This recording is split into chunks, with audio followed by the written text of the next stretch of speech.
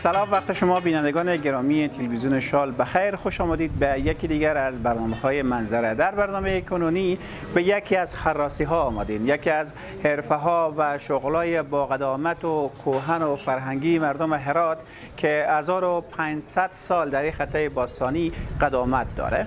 خراسی شغلی هست که خراسکاران روغن کنجد، روغن پانبدانه و روغن عدس را تولید میکنند. از سلام بینندگان گرامی، وقتتان بخیر. خوش آمدید به یکی دیگر از برنامه‌های منظره از طریق تلویزیون شال.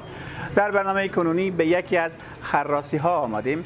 خراسی یا خراس یکی از شغل‌ها و مشاغل با قدامت و کهن و فرهنگی مردم افغانستان و مردم ولایت هرات هست که بیش از 1500 سال در این خطه باستانی قدامت داره. در این برنامه آمدیم تا سوالاتی را مطرح کنیم و بیشتر معلومات برای شما بدیم که قدامت دقیق این شغل به کدام سالها برمیگرده و برای اولین بار کدام مردمان این شغل را ایجاد کردند، به بار آوردند و ابتکارشان بوده، به افغانستان چگونه آمده و در افغانستان زیادتر کدام اقوام مصروف انجام شغل خراسی هستند و همچنان در مورد زمان صحبت خواهیم کرد که شغل خراسی یا خراس یکی از نیازمندی های مردم افغانستان بوده و همه نیاز داشتند تا از طریق خراسی بتوانند روغن به دست بیارند.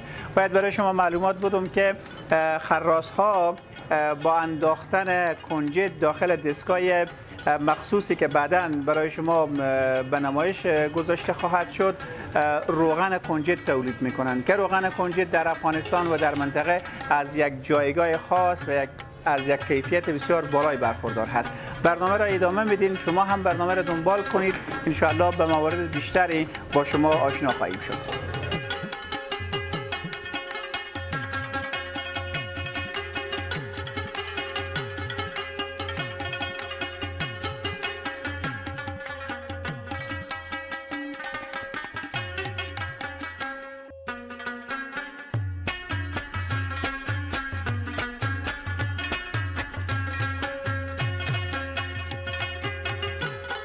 با سلام دوباره، وقت شما بخیر. در کنار آقای عبدالجلیل قربانی، مسئول یکی از خراس‌ها در ولایت هرات هستیم. می‌خوایم در مورد شغل خراس در هرات بیشتر صحبت کنیم، اینکه این شغل چقدر قدامت داره، مربوط به کدام کشور میشه و یا هم مربوط به مردم افغانستان میشه و همچنان کدام سال وارد ولایت هرات شده و بیشتر کدام اقوام به شغل خراس مصروف بودن و مصروف هستند در حال حاضر و همچنان پرسان میکنیم که در شرایط کنونی شغل خراس در چه جایگاهی قرار داره و چقدر اینها میتونن که از یادرس مخارج و مصارف خانواده خود به دست بیاورند و همچنان چند خراس در ولایت هرات در حال حاضر فعال هست و افرادی که در شغل خراس مصروف کار هستند آیا میتوانند که همون نفقه زندگی و مخارج خانواده خود به دست بیاورند یا خیر؟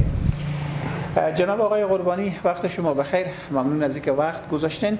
من میخوایم در ابتدای بحث با شما داشته باشم که قدامت این شغل به کدام سالها برمیگرده؟ سلام عرض ادب، خوش آمدگویی. خوش آمدیم، تشریف آوردیم به کارگاه خراسی بنده حقیر. های خراسی که هست 1400 سال تاریخ داره. درست. از وقت پیغمبر مانده میته تا فعلا به دستمونه. یعنی در هرات 1400 سال 400 سال؟ نه، به هرات نه، به هرات هم بوده، به ترکمنستان بوده، به دیگر کشورها هم بوده، حتما بوده. ما ترکمنستان هم دیدیم، منتها حال سقوط کرده. خب این معلومات دقیقی داره که برای نخستین بار در کدام کشور این شغل برای افتاده بود؟ این به فکر کنم به عربستان سعودی بوده. بله و بعداً به کشورهای آسیایی مثل افغانستان، ترکمنستان اینها. بله ها، بعداً آمده. دقیقاً در مورد تاریخچه این شغل بیشتر صحبت بکنیم. در اول می‌خوایم نام این شغل رو بگیم. آیا خراس درسته یا خراسی یا هر دو استفاده میشه؟ هر دو استفاده میشه. خراسی یعنی خراسی هم میشه، خراس هم میگن، فرق نمیکنه. درست است. بله. کدام سال وارد هرات شده؟ ما 100 سال 150 سال میشه که پدرام خدا بیامرز برای ما مونده دیگه. ما 55 سال میشه به همین کسبیم. پیش از من پدرام بوده. پدر کلانم هم ترکمنستان آمده. درست. شاید اونا آورده باشه دیگه، به این کشور یا از جلو از اون به اینجا بوده نه بوده نمیفهم. فقط از ما برای پدر ما میراث مانده و از ما برای بچه می بلکه بمونه دیگه. چقدر دوست داریم که میراث بمانه؟ آیا میراث شغل دیگه خوبی هست؟ بله چرا نه؟ های شغل قدیمی است. خیلی کشورها آرزو از این داره که فعلا فعال باشه. با ترکمنستان به موزیم ماندن. به ایران همچنین همینطور. یک کسب قدیمی است، تاریخی است، ولی چرا نه؟ چقدر میتونه مفاد داشته باشه برای مردم، برای اقتصاد ملی؟ مثلا این روغنی که از این آدرس تولید میشه چه کیفیتی داره؟ روغنی که به خراس تولید میشه 100% طبیعیه. این آسیایی و برقی وری. آسیایی که است هیچ داغ نمیایه. آسیایی برقی که است آرد میسونه روغنه. روغن از این به دنیا روغن تاکه فیکسه. هیچ داغ نمیایه. تشکر. بینندگان گرامی، برنامه را ادامه میدید، اما در بخش دیگر برنامه بیشتر در مورد نحوه کار صحبت میکنیم که در اینجا چگونه کار میکنن، روغن چگونه تولید میکنن و روزانه چقدر روغن به دست میه و آیا این روغن ها در هرات استفاده میشه و یا به کشورهای دیگر انتقال پیدا میکنه.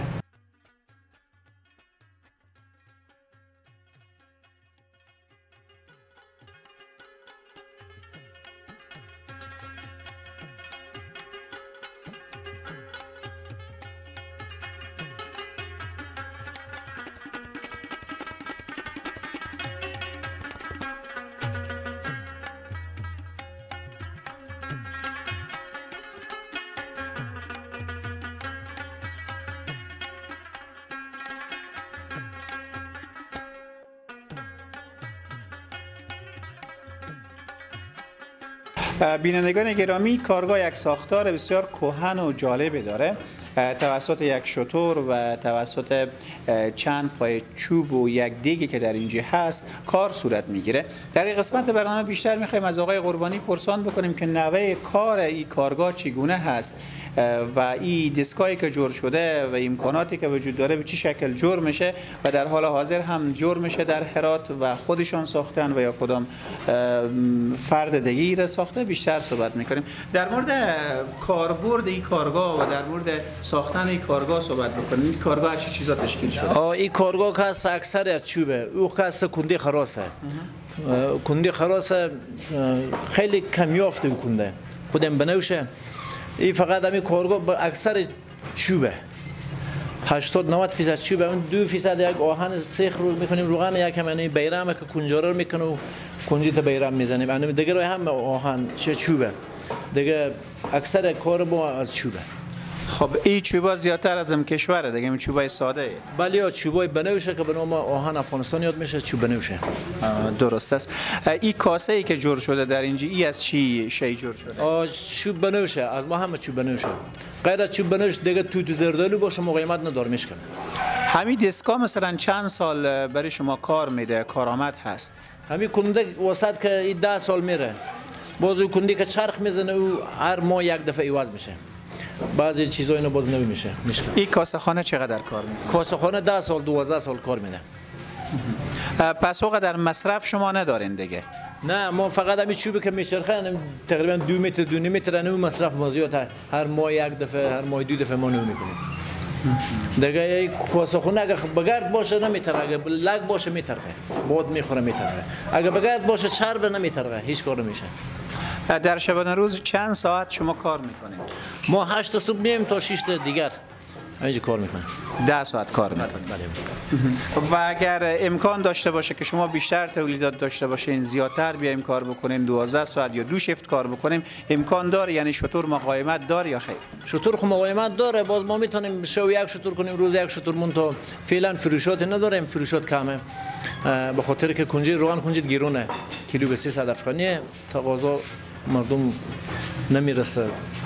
کار میکنن. درسته. بیشتر در مورد فروشات بعداً با شما صحبت میکنین و حالا میخوایم بینندگان گرامی با برادری که پشت دستگاه هستن و کار میکنن بیشتر صحبت بکنین. اگر شما همین دستگاه 1 دقیقه خاموش کنین، متوقف کنین که با هم بیشتر صحبت کنین.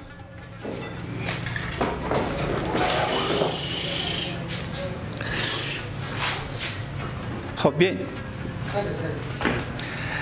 سلام، وقتتون بخیر. سلام علیکم، وقت شما بخیر. کار کردن با این دستگاه یا با این کارگاه یا با این سیستمی که حالا شما جور کردین چقدر به شما لذت بخشه؟ و ما خیلی لذت بخش خود ما علاقه داشتیم از این خوردگی که این کسب یاد گیریم از یک وظیفه خود انجام بده.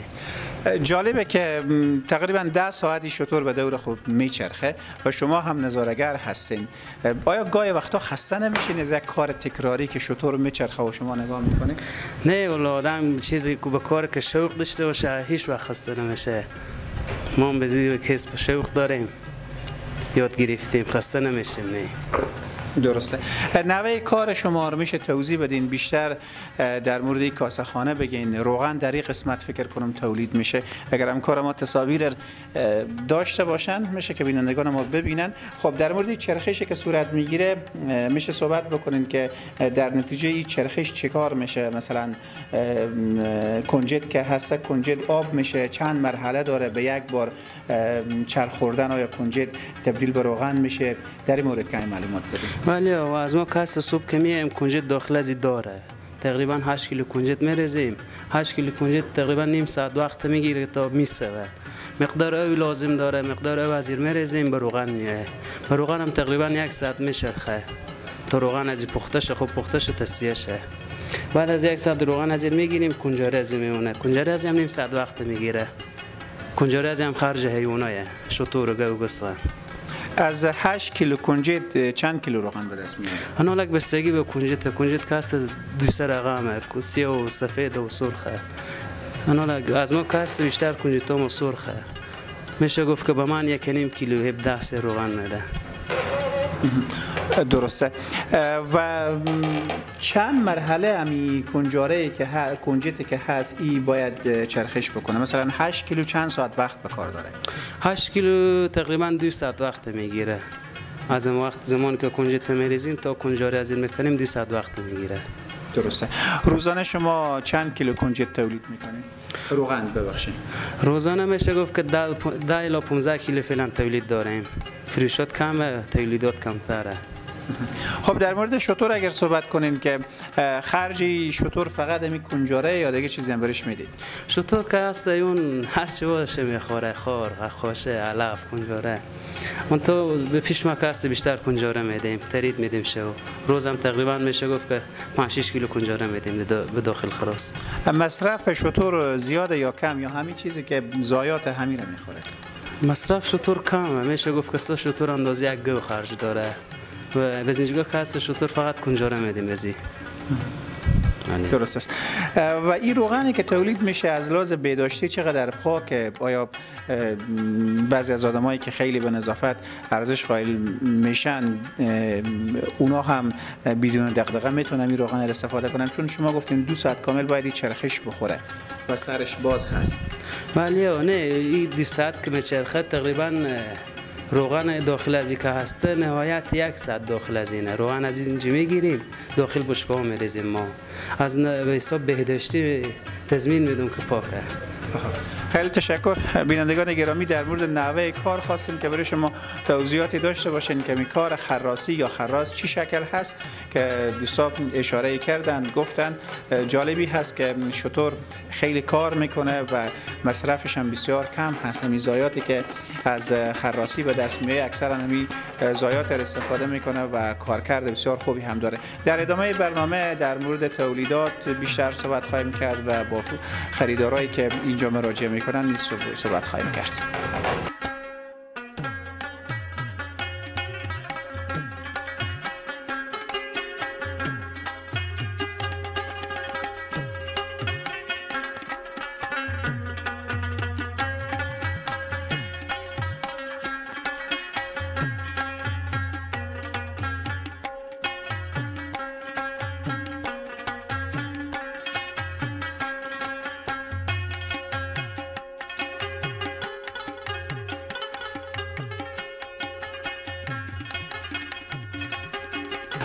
در کنار یک تن از مشتریان دائمی این خراسی هستیم که گفته میشه همیشه میان از اینجا روغن میبرن و ظاهرا روغن خراسی را پسندیدن و حتما نتایجی هم داشته. میخوایم بیشتر صحبت کنیم. یک معرفی داشته باشین و بگین که چند وقت شما از این مکان روغن به دست میارین؟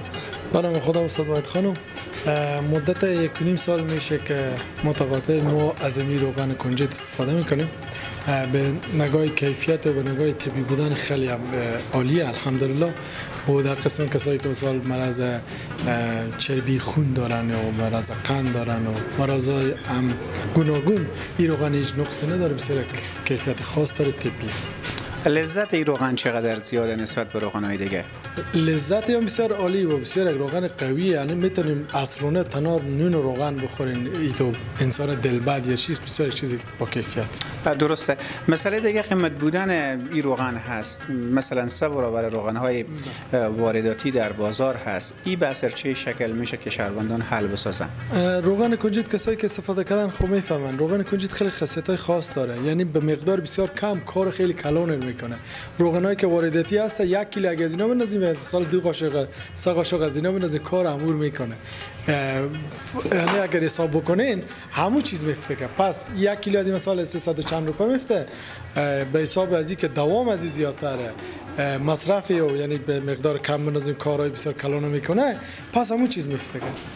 مسئله مهم اینه که این حرفه یا شغل تقریبا گفته میشه که 1500 سال یا 400 سال قدامت داره و یکی از میراث‌های فرهنگی مردم ما هم میتونه باشه. چقدر نیازه که دولت و مردم این مشاغل را حمایت بکنن تا رشد بکنه و طوری که در ابتدا آقای قربانی گفتن در حال حاضر فقط 2 پای کارگاه یا 3 کارگاه بیشتر از این خراسی وجود نداره. چی باید بشه از دید شما مینست یک شهروند که ما رشد بدیم همین کارگاه ها؟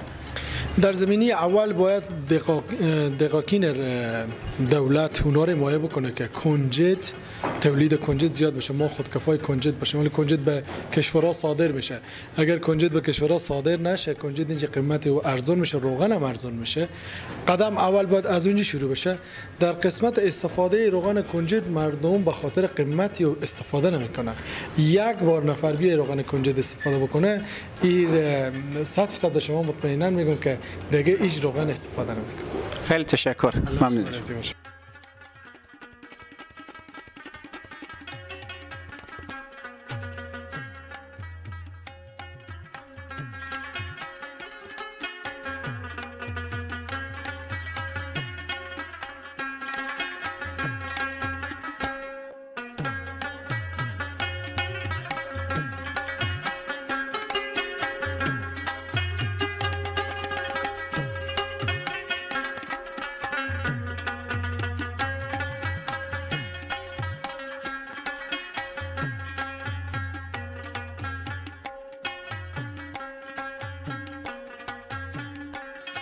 بینندگان گرامی، آمدیم به محلی که کنجد پاک میشه و آماده برای بردن به داخل خراسی میشه.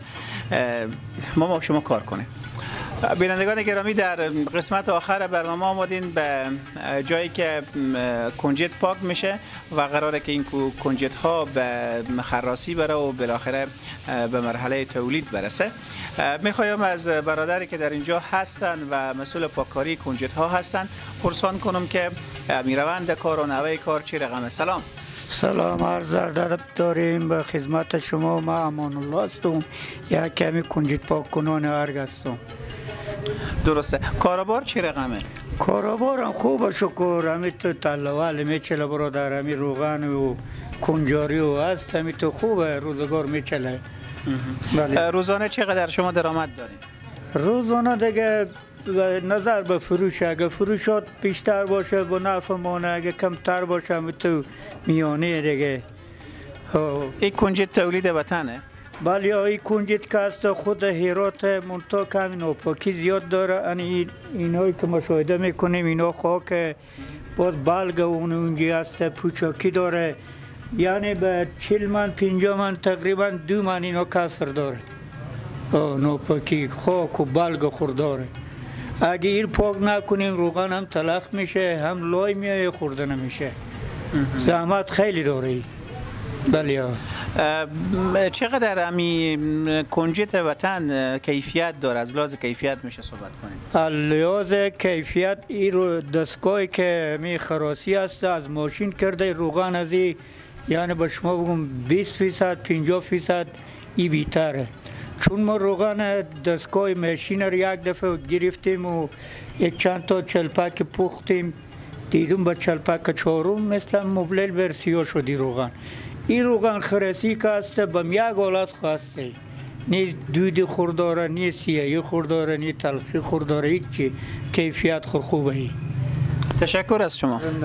بینندگان گرامی، به پایان یکی دیگر از برنامه‌های منظره رسیدیم. در این برنامه خواستیم که برای شما شغل حراس یا حراسی را در ولایت هرات به نمایش بگذاریم. در این برنامه توضیح دادیم که قدامت این شغل در افغانستان و در ولایت هرات چقدر هست. همچنان در این برنامه برای شما گفته شد که این شغل اول مربوط به کدام کشور و مربوط به کدام مردم میشه و چگونه در ولایت هرات آمده و حالا هم از جمع 50 حراس یا حراسی در هرات فقط 2 یا 3 حراسی فعال هست و دیگه حراسی ها به دلیل اینکه کنجد قیمت و روغن کنجد هم قیمت هست و مردم توان خریداری آن را ندارند، بسته شده و فعالیت نداره. اما نکته بسیار مهمی است که روغن کنجد اهمیت بسیار خاصی در سلامتی و صحتمندی داره و توصیه میشه که اکثر شهروندان از این روغن استفاده بکنند تا هم